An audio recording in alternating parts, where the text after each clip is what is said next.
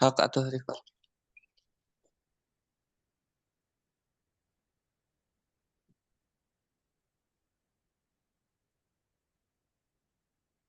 Assalamualaikum warahmatullahi wabarakatuh.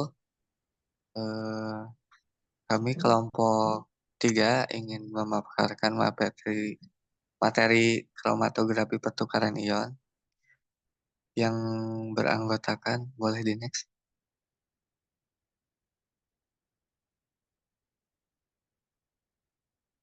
Eh, beranggotakan Ajijah, eh, lalu Aisyah, Dinda, saya sendiri Muhammad Iqbal, dan Siti Hanin.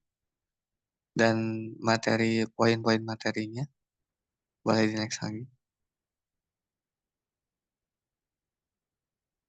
Ada kromatografi dan pertukaran ion.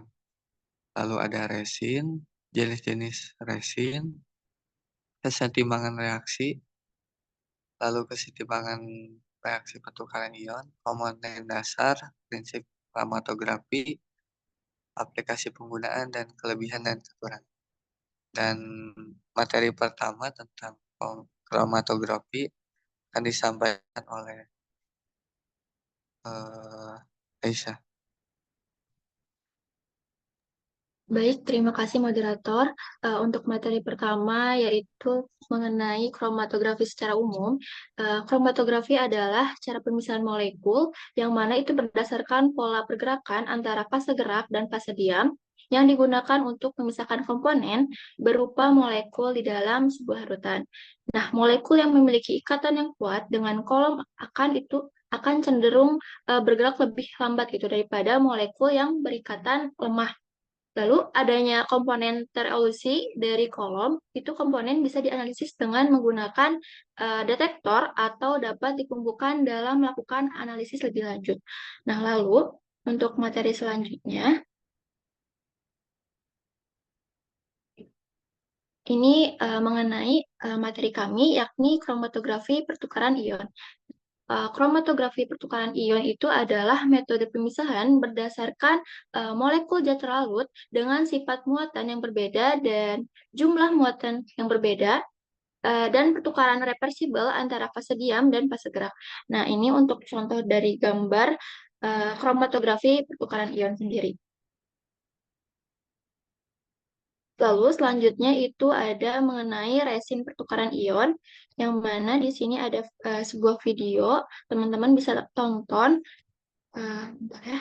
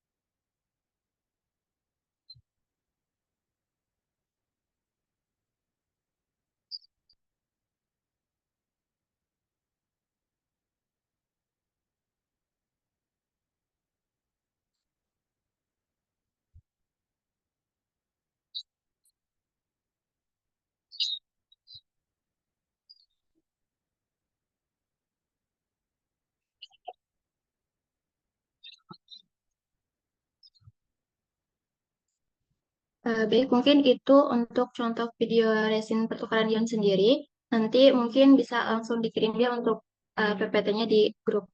Jadi teman-teman bisa langsung nonton secara langsung di uh, linknya gitu.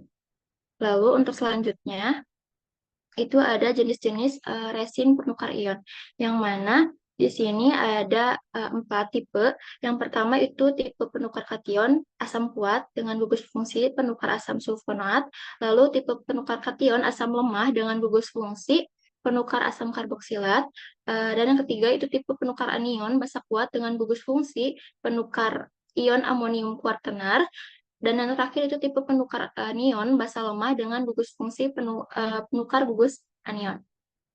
Lalu untuk selanjutnya itu resin penukar kation.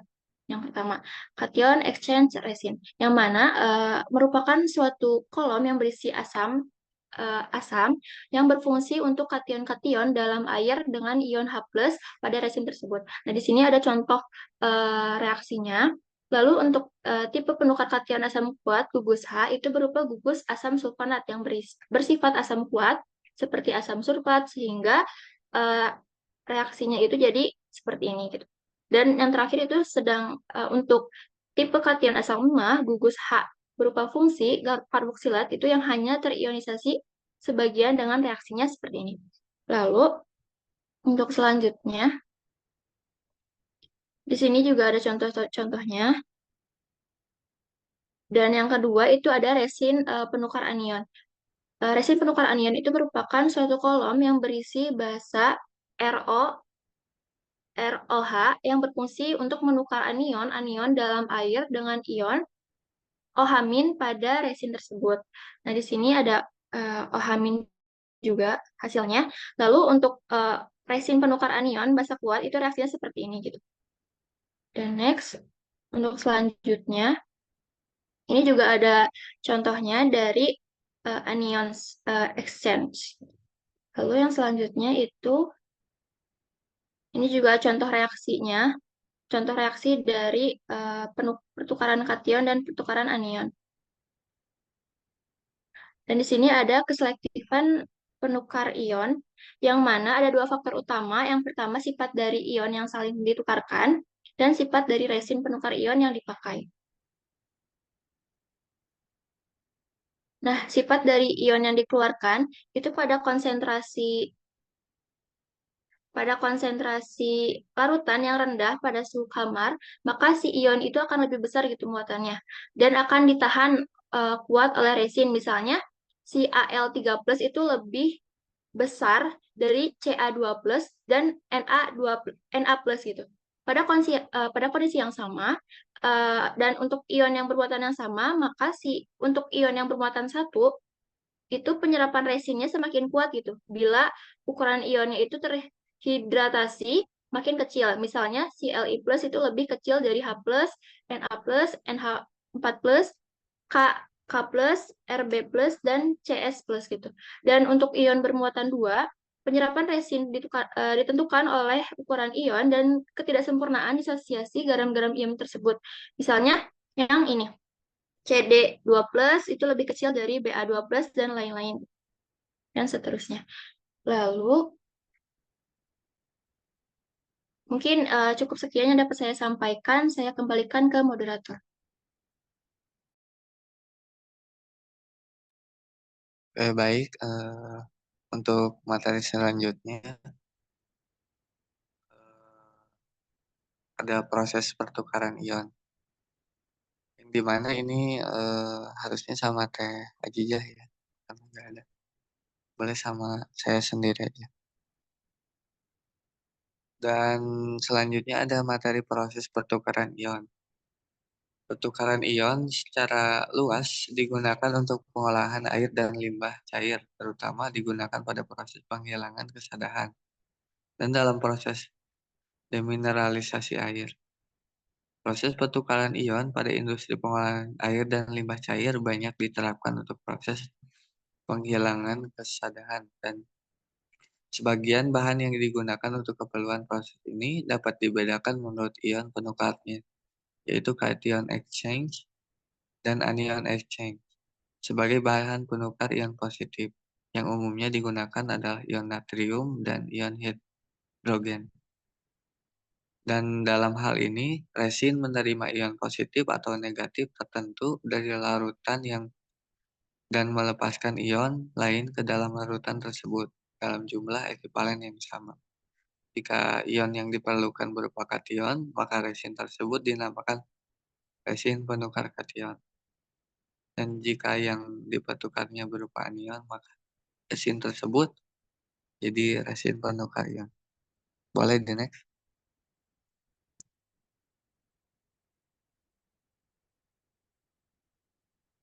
Kalau di sini ada kesetimbangan reaksi pertukaran ion, di mana di mana laju reaksi maju, reaksi ke arah kanan, sama dengan laju reaksi balik, reaksi ke arah kiri. Dalam suatu reaksi yang melibatkan pertukaran ion antara dua elektrolit atau antara suatu larutan elektrolit dengan sebuah kompleks, CH3, COOH, aqueous, ditambah H2O,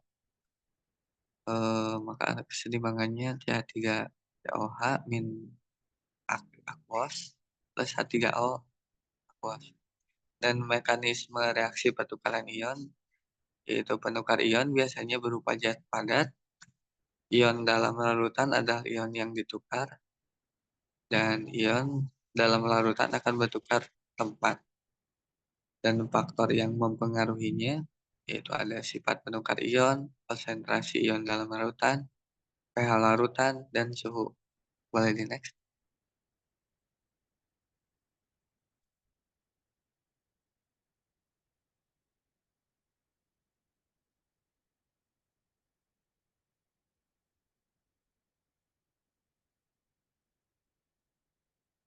Nah, dan ada komponen dasar kromatografi pertukaran ion.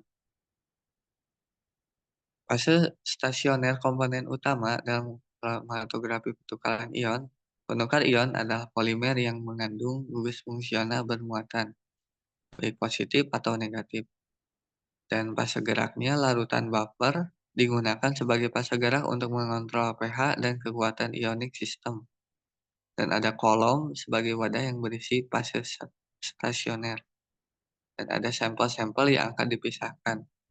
Dan harus mengandung ion-ion yang dapat berinteraksi dengan gugus fungsional pada penukar ion. Dan detektor digunakan untuk mendeteksi komponen-komponen yang telah dipisahkan. Dan jenis kromatografi pertukaran ion ada dua, yaitu kromatografi pertukaran kation dan satu laginya pertukaran anion. Mungkin boleh di next.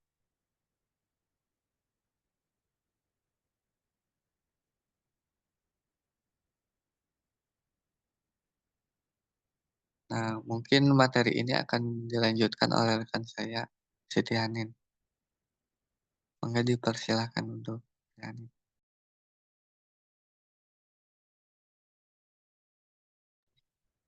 Ya, baik. Untuk prinsip dari kromatografi ion sendiri, jadi kromatografi ion ini adalah suatu metode gitu, pertukaran ion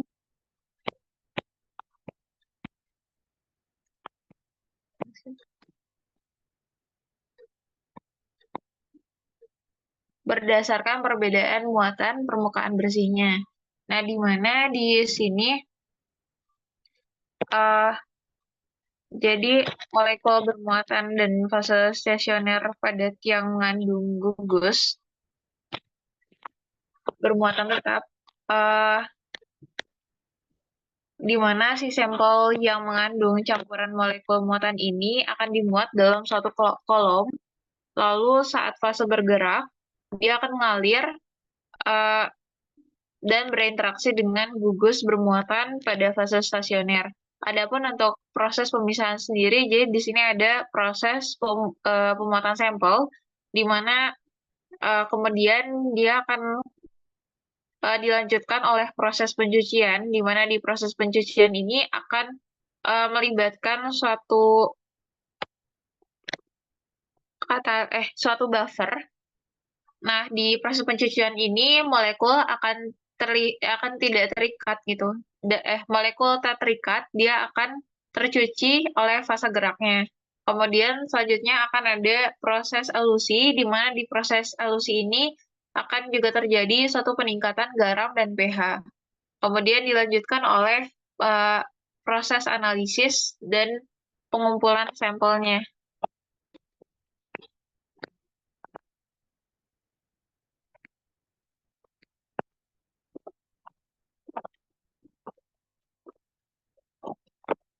Nah, adapun untuk aplikasi dari kromatografi sendiri, di sini ada eh, sebagai pemurnian suatu protein, kemudian digunakan juga di industri farmasi, digunakan juga pada analisis lingkungan, yaitu tepatnya untuk tentang limbah gitu. Kemudian digunakan juga dalam proses pemisahan asam nukleat dan digunakan juga dalam proses bioteknologi. Selanjutnya, saya kembalikan kepada moderator. Oke, terima kasih untuk Hanin. Dan selanjutnya yang terakhir akan disampaikan oleh Dinda. Mangga untuk Dinda. Baik, terima kasih moderator. Kemudian ada kelebihan dari kromatografi pertukaran ion. Sebelumnya izin on cam. Yang pertama itu ada kecepatan, di mana untuk mengurangi biaya dan bisa menghasilkan data-data analisis yang akurat dan cepat. Yang kedua itu ada sensitivitas, di mana berkembangnya teknologi mikroprosesor, mulailah orang mengkombinasikannya dengan efisiensi kolom pemisah, mulai skala konvensional atau ukuran diameter dalam milimeter sampai ada skala mikro yang biasa juga disebut dengan mikrokolom. Yang ketiga ada keselektivitas, di mana bisa dilakukan pemisahan berdasarkan keinginan, misalnya kation atau anion organik saja atau kation anion anorganik yang ingin dipisahkan. Yang keempat itu ada pendeteksian yang serempak, di mana hal ini sangat penting gitu untuk dilakukan pendeteksian secara serempak antara ion dan kation dalam kali injek atau sebuah sampel gitu. Yang kelima itu ada kestabilan pada kolom pemisah, di mana ketahanan kolom ini dapat berdasarkan pada packing atau material yang diisikan ke dalam kolom pemisahan. Namun, kebanyakan kolom pemisah bisa bertahan pada perubahan yang terjadi pada sampel. Boleh di next.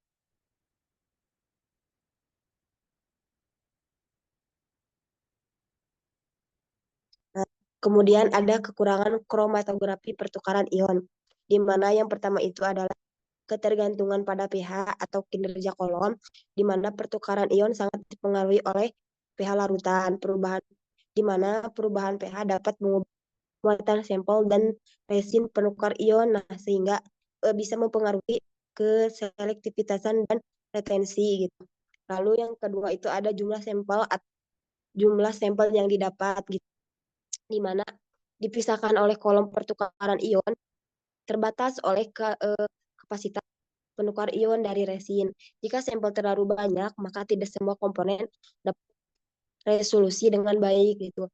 Yang kemudian ada sampel kompleks, di mana sampel yang mengandung banyak senyawa lain selain ion target dapat menyebabkan kontaminasi matriks pada kolom gitu. Lalu ada waktu analisis, di mana untuk memisahkan campuran yang kompleks seringkali diperlukan elusi gradien yang memakan waktu cukup lama gitu, di mana hal ini juga dapat mengurangi efisiensi analisis. Yang terakhir itu ada keterbatasan sampel. Tidak semua sampel stabil dalam kondisi kromatografi pertukaran ion ini, di mana beberapa sampel dapat terdegradasi atau mengalami perubahan kimia selama proses pemisahan. Mungkin sekian, saya kembalikan lagi ke moderator. Oke, baik. Terima kasih. Nah, mungkin sekian yang bisa kelompok 3 sampaikan. Mohon maaf bila ada kekurangan dan kesalahan kata. Kita tutup untuk presentasi kali ini dengan doa kepada Tuhan Majelis.